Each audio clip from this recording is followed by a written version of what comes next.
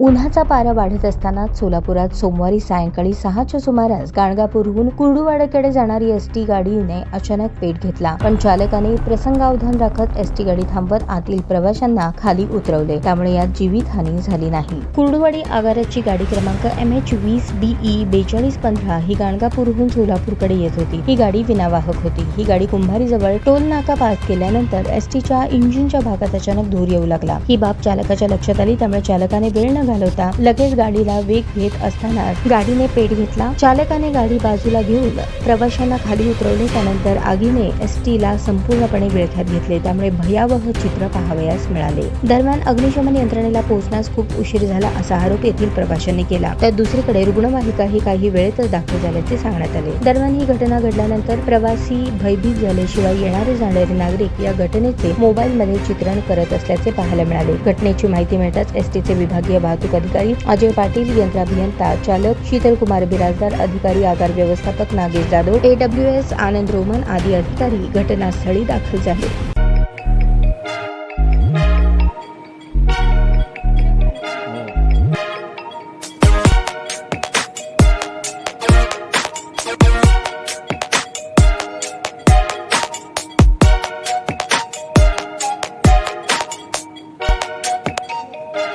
सोलापूर शहरातील सुप्रसिद्ध हॉस्पिटल म्हणजे सेंट्रल मल्टी स्पेशालिटी हॉस्पिटल मागील अनेक वर्षापासून सेवा बजावत आहे। 24 तास इमर्जन्सी सर्व्हिस, मॉडर्न टेक्नॉलॉजी, अनुभवी डॉक्टर्स तसेच अत्याधुनिक तंत्रज्ञान सुविधांनी सुसज्ज स्त्रीरोग प्रसूती विभाग, ऑर्थोपेडिक विभाग, मेडिकल विभाग आणि इतर एकमेव नाव म्हणजे सेंट्रल मल्टी स्पेशालिटी हॉस्पिटल।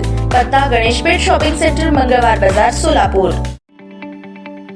ताज्या बातम्या पाहण्यासाठी प्राईम महाराष्ट्र न्यूज चॅनलला सबस्क्राईब करा।